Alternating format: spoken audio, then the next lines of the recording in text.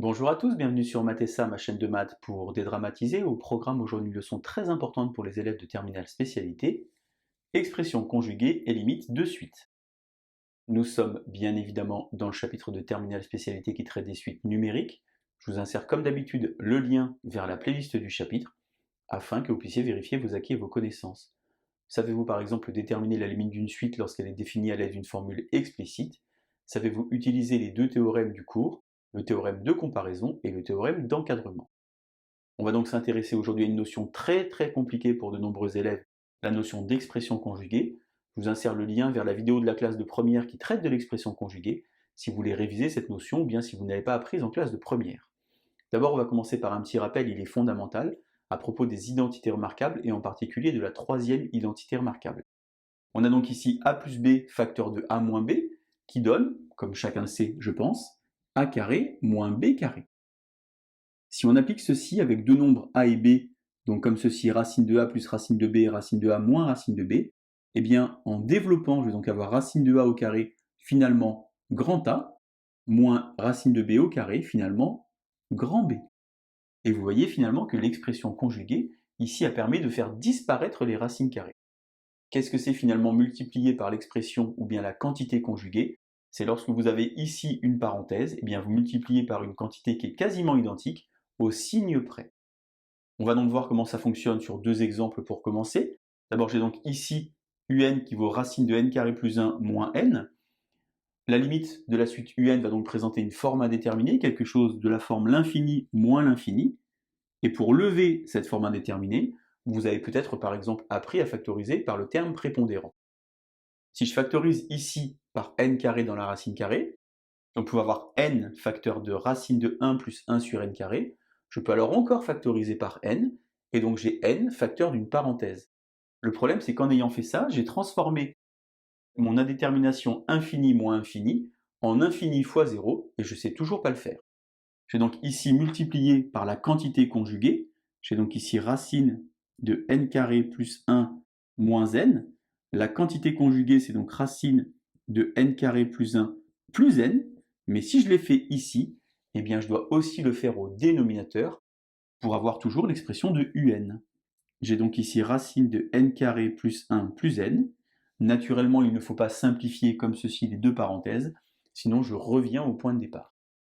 Je distribue alors, cette racine va donc être au carré, finalement elle va disparaître et j'aurai donc n carré plus 1 moins n fois n carré, et au dénominateur, racine de n carré plus 1 plus n. Je peux alors simplifier comme ceci, et il me reste 1 sur racine de n carré plus 1 plus n. Alors peut-être que vous vous dites à la maison, bah, c'est encore plus compliqué que le départ. Eh bien non, car la limite ici de racine de n carré plus 1 plus n, je la connais, ça fait l'infini plus l'infini, ça fait donc plus l'infini, et par quotient, 1 divisé par l'infini, l'inverse d'un grand nombre, c'est un petit nombre, j'obtiens alors que la limite de un, c'est par exemple 0 plus, car je n'ai que des nombres positifs. Alors j'ai mis un attention car il est très important. De nombreux élèves pensent que dès qu'il y a une racine carrée, il faut faire l'expression conjuguée. Eh bien vous allez voir que ce n'est pas forcément nécessaire. Ici par exemple j'ai l'infini moins l'infini, une forme indéterminée. Eh bien je vais factoriser par exemple par racine de n, comme ceci, et j'obtiens 1 moins n racine carrée de n. Si vous avez la sensation que je suis allé trop vite, vous pouvez donc redévelopper l'expression. Racine de n fois 1, ça fait donc racine de n. Racine de n fois racine de n, ça fait donc n, et n fois n, ça fait donc n au carré. Finalement, par produit, j'ai donc ici l'infini fois moins l'infini, et j'obtiens donc moins l'infini. Et j'ai ainsi donc pu trouver la limite de ma suite sans envisager l'expression conjuguée.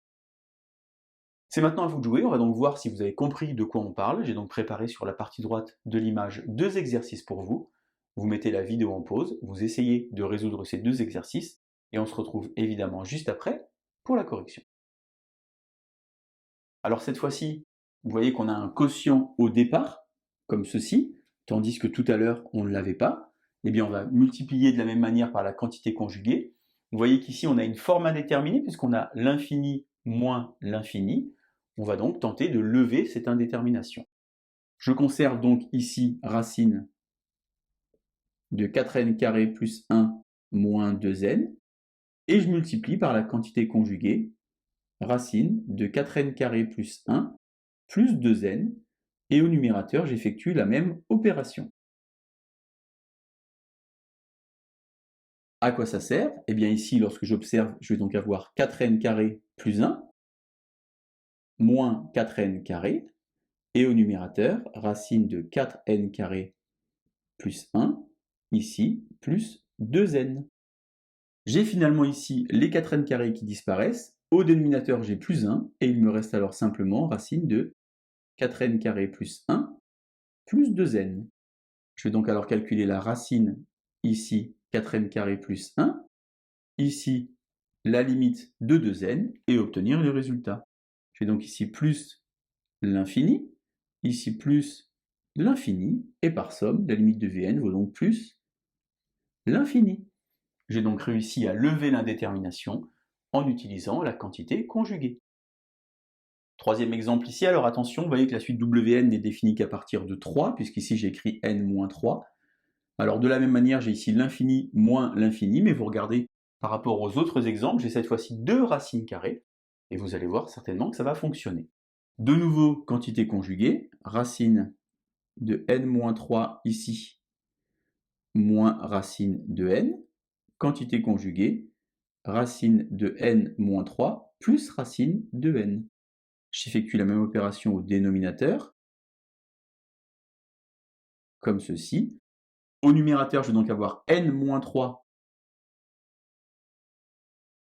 moins n, et ici je vais avoir racine de n moins 3 plus racine de n. Ça se simplifie. Il me reste alors moins 3 au numérateur, et racine de n moins 3 ici, plus racine de n. Je peux alors calculer la limite ici de racine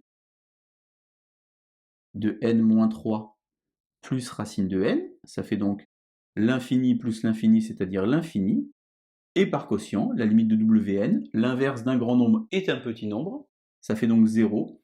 Et je peux même d'ailleurs rajouter 0 moins, puisque j'ai moins 3 ici au numérateur. Expression conjuguée et limite de suite, vous voyez que c'est extrêmement technique. Il faut vraiment s'entraîner, il faut vraiment pratiquer à la maison pour bien comprendre comment ça fonctionne. N'oubliez pas ici la règle, les identités remarquables. Je vous insère le lien vers la vidéo de la classe de seconde si vous voulez réviser. C'est maintenant à vous de jouer, je vous laisse vous entraîner, et je vous dis à bientôt sur Matessa. Bonne journée!